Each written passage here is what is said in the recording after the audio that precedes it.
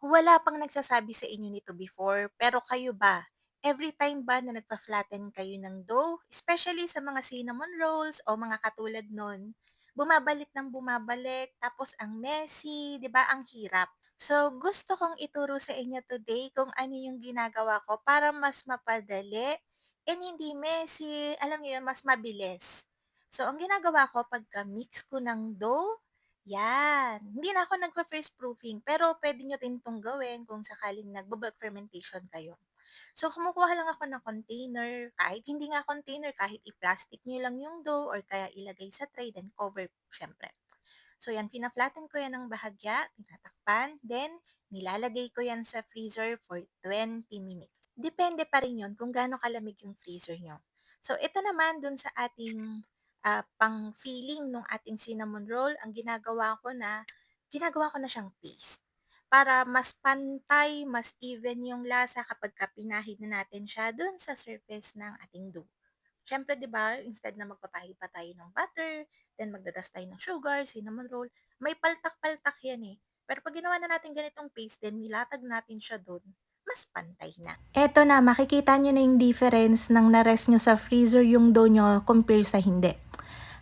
Pagka umuurong kasi yung dough niyo, meaning kulang lang yun sa rest.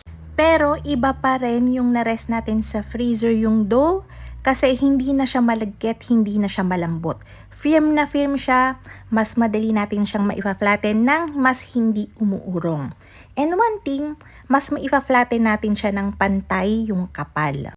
So, try nyo to. Hindi lang to sa cinnamon pwedeng gawin.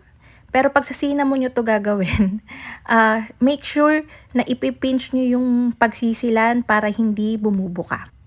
Isa pa nga kagandahan nito, 'di ba yung cinnamon filling natin, ang base nun is butter.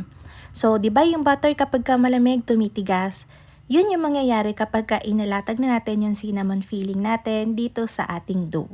Magse-set yan. Kaya kapag ka nagro-roll tayo, hindi makalat, hindi messy, hindi dumidikit sa kamay natin masyado yung filling.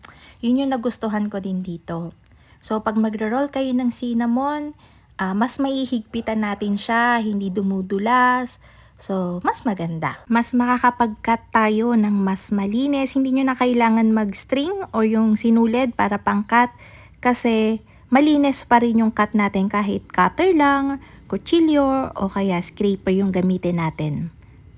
Mas define yung kanyang pagkakaswirl. I swear, try nyo para masubukan nyo din.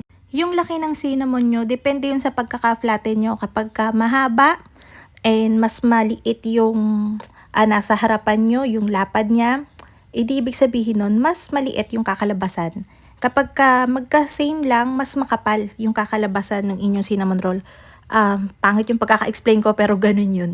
Ang gusto ko kasing size dito is mga 80 to 85 grams each. Yan, kinakat ko na siya. Makikita nyo naman kahit cutter or kaya kutsilyo lang yung gamit ko, malinis pa din yung yung pagkakaswirl niya. So, try nyo talaga. Anyways, ang gamit ko ditong pan is 10 by 14. Kada isang piraso ng pan, nilalagyan ko yan ng 12. Meron niyang distance na nasa 1 inch or 1.5 inch para yung alsa niya is palapad, hindi paangat. Kasi pag nagsiksikan yan, ang tendency niyan, alam niyo yung nagaano-ano, na putok-putok yung cinnamon roll, hindi siya pantay pagka na-bake. So, ayun lang, konting tip lang. Sana magamit nyo. Yun lang, thank you. Bye-bye!